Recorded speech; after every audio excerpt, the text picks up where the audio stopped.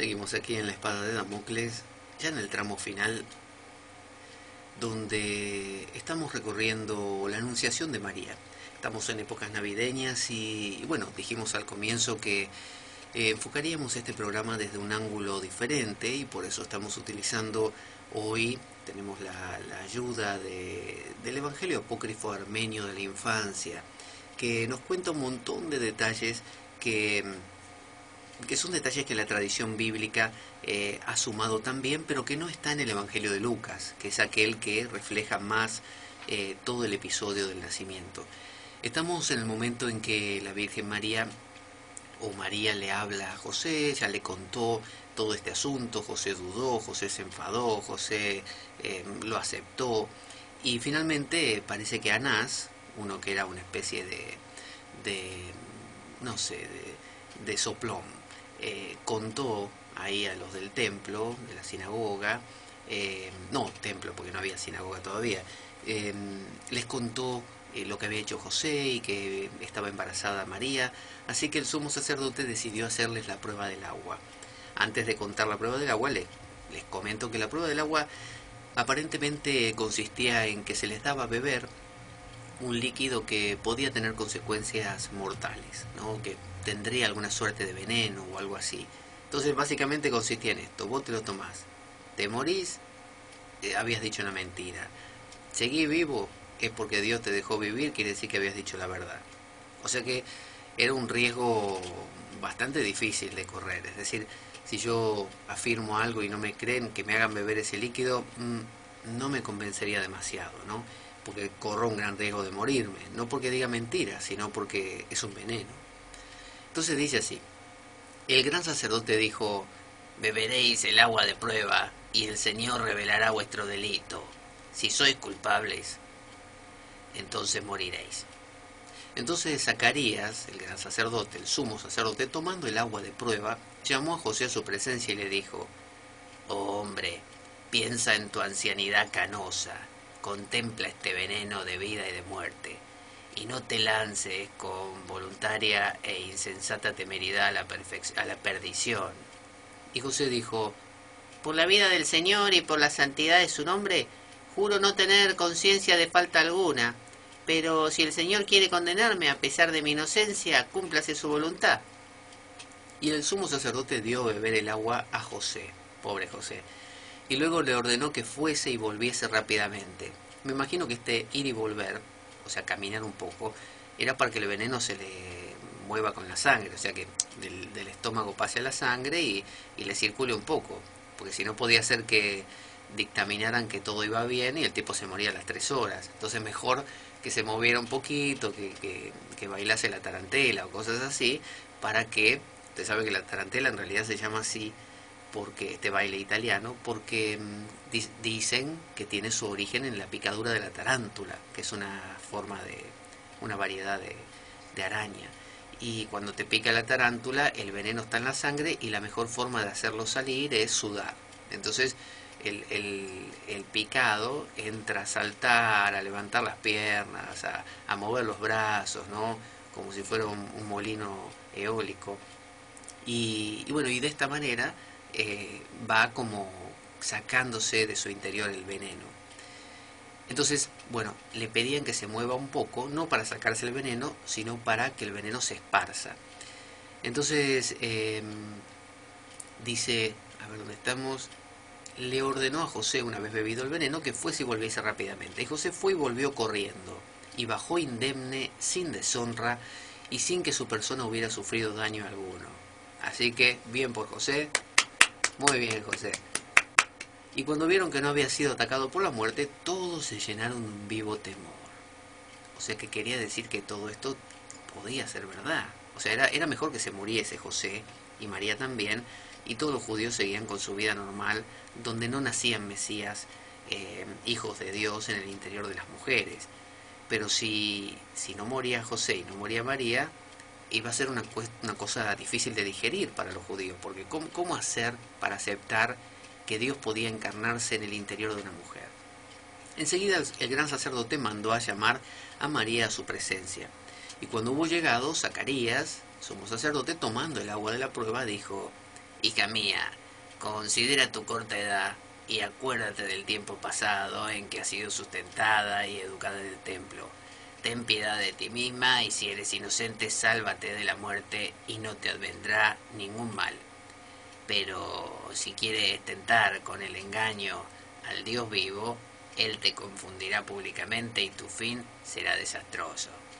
O sea, él quería disuadirla, básicamente, como diciendo, acepta que todo esto es una mentira, no te tomes el veneno, seguí viviendo tranquila, y te mandaremos, no sé, al exilio, pero no morirás. Básicamente lo que quería era cubrirse las espaldas, porque los judíos obviamente no querían que esta situación fuera verdad, como les contaba. Entonces María repuso llorando, mi conciencia no me acusa de ninguna culpa, y mi virginidad permanece intacta y santa, inviolada y sin la menor mancilla. Si el Señor me condena, a pesar de mi inocencia, cúmplase su voluntad. O sea que el sacerdote tragó saliva ahí porque dijo, estos están más decididos que soldados en la batalla. Y el gran sacerdote dio a beber el agua a María y luego le ordenó que fuese y volviese rápidamente. Ella partió, se alejó, descendió de la montaña donde estaban y regresó intacta y sin mácula alguna. Viendo lo cual la multitud, poseída de admiración, quedó estupefacta y dijo la multitud, bendito sea el Señor de Israel, que hace justicia con los que son puros e inocentes, porque han salido indemnes de la prueba y en ellos no han aparecido ninguna obra culpable. Así gritaban todos, que seguramente se habrían aprendido el cantito, porque para coincidir toda la multitud en la misma frase es difícil. Entonces el sumo sacerdote hizo que compareciesen ante él José y María y les dijo, bien se os alcanza que era preciso responder de vosotros ante Dios. Lo que la ley nos ordena hacer lo hemos hecho. El Señor no ha manifestado vuestro pecado y yo tampoco os condeno. Id en paz. Se lo decía seguramente con una bronca de fondo porque eran un problema ambulante. Y después de haberse prosternado ante los sacerdotes y ante todo el pueblo, José y María volvieron a su casa y allí discretamente se ocultaron sin mostrarse a nadie. Y en su casa permanecieron hasta el término del embarazo de María, ¿no? Si ella estaba por el 5.º mes, 5, 6, 7, 8, 9, 4 meses más estuvieron ahí metidos, adentro. Y en su casa permanecieron hasta el término, como les decía, del embarazo de María. Y cuando ésta sintió que se aproximaban los dolores del parto, José tuvo miedo. Claro, porque todo venía bien hasta que se acerque el parto, porque cuando se acerca el parto, la gran pregunta es, ¿qué va a salir de ahí? ¿Qué forma va a tener? ¿Cómo va a ser? ¿Cómo es que nazca el Hijo de Dios, ¿no? O Dios mismo en el interior de una mujer? ¿Qué forma tiene? ¿Cómo nace? ¿Es todo hecho de luz? ¿La va a dañar a ella cuando nazca? ¿Qué va a pasar? Entonces José tuvo miedo y se dijo, ¿qué haré con ella? De modo que alguna persona sepa para confusión nuestra lo que va a ocurrir. Y advirtió a su esposa, no conviene que nos quedemos en esta localidad. Vámonos a un país lejano donde nadie nos conozca, porque si permanecemos aquí, los que se enteren de que ha sido madre lanzarán sobre nosotros el ridículo y el escarnio. Y María dijo, haz como gustes. Vio que María tenía frases así, cortas y profundas, incisivas. Entonces le dijo simplemente eso. Haz como gustes. Eso fue todo.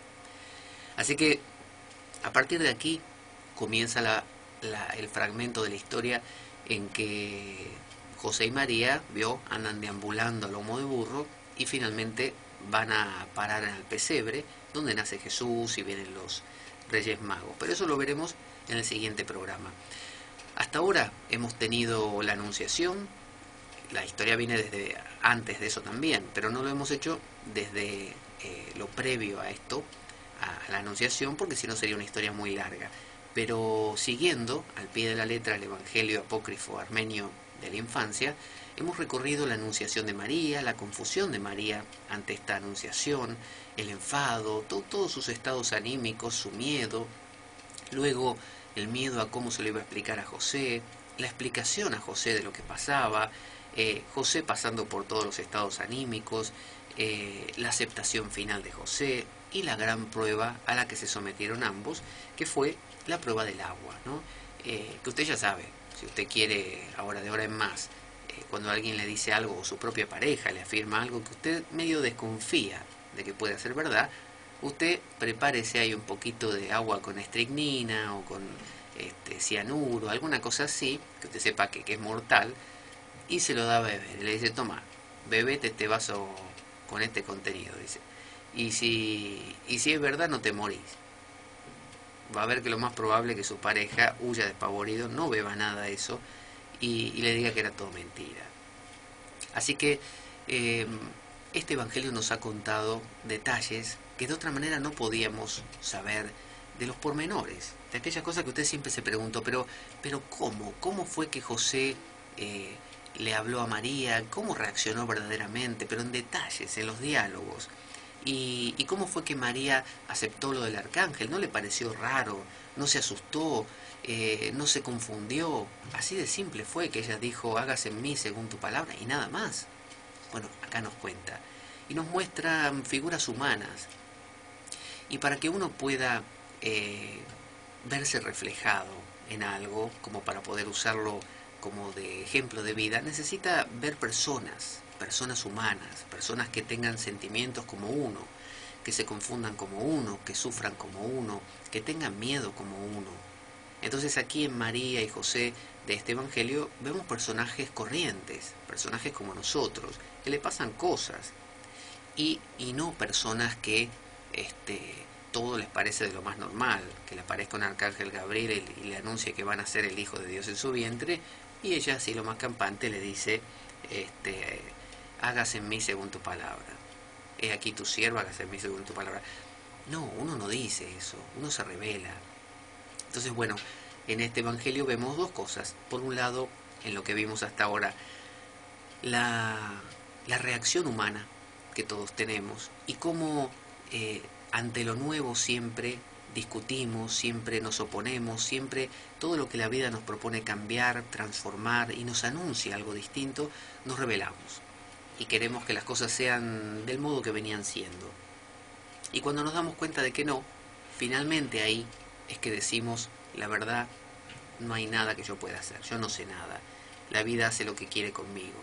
Es como si uno fuese a la playa, se metiese al agua y viniese una gran ola y uno se pusiera a discutir con la ola como diciendo, ¿por qué me vas a mojar? ¿Por qué me vas a revolcar? ¿Qué derecho tenés? ¿Qué es lo que esperás con todo esto? Hasta que la ola se le viene encima a uno y lo aplasta y lo revuelca. Y en el medio del revolcón, mientras uno da vueltas por debajo de la superficie, golpeándose contra la arena del fondo, no sabiendo dónde está la superficie de tanta vuelta que dio, uno en ese momento se empieza a dar cuenta, empieza a realizar que en realidad uno no controla nada. Entonces ahí uno hace un acto de entrega verbal, ¿no? Bajo el agua sería mental porque uno no puede hablar, y dice, bueno, que se haga tu voluntad y no la mía, ¿no? Hágase en mí según tu palabra. Le dice a la ola, revolcame todo lo que quieras. Que es una redundancia en realidad, porque la ola ya lo está revolcando a uno.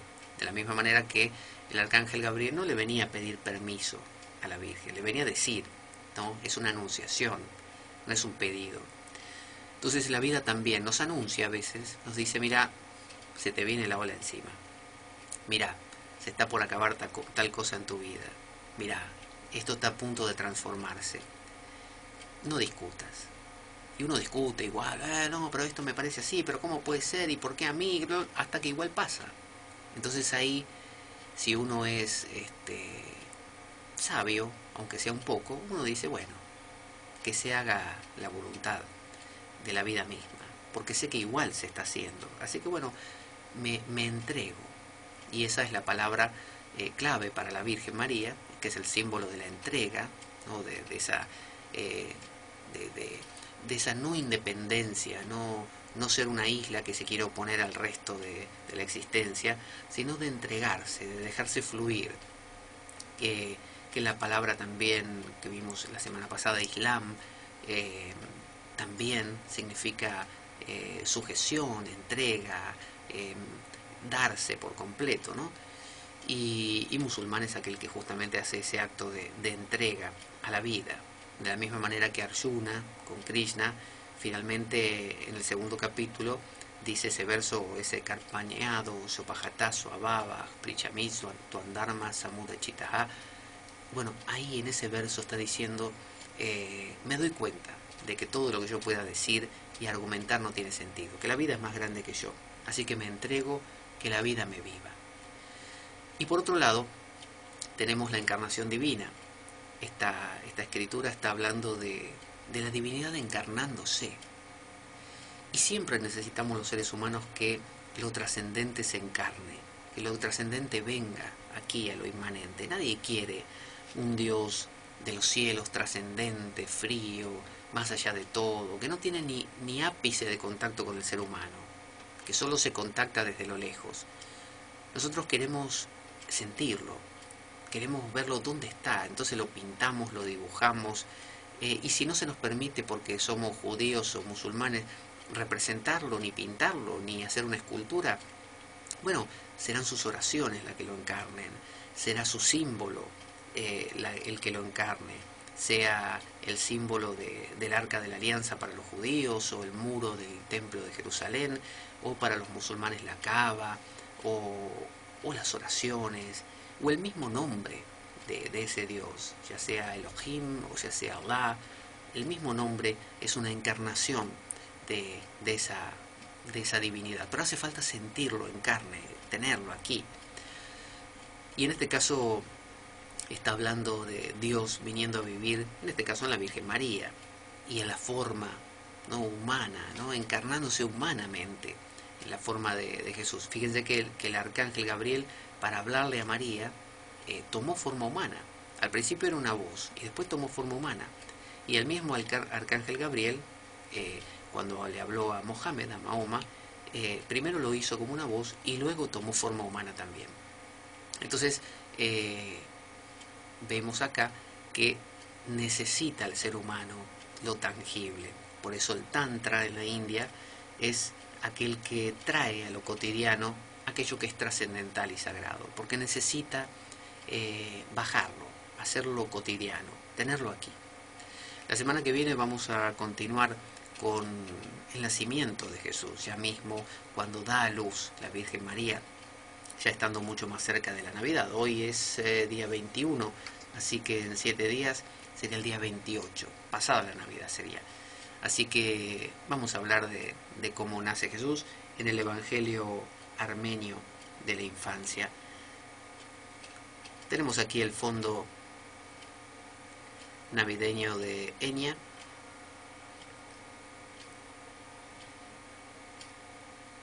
Y ya regresamos para despedirnos hasta la próxima semana. No se vayan.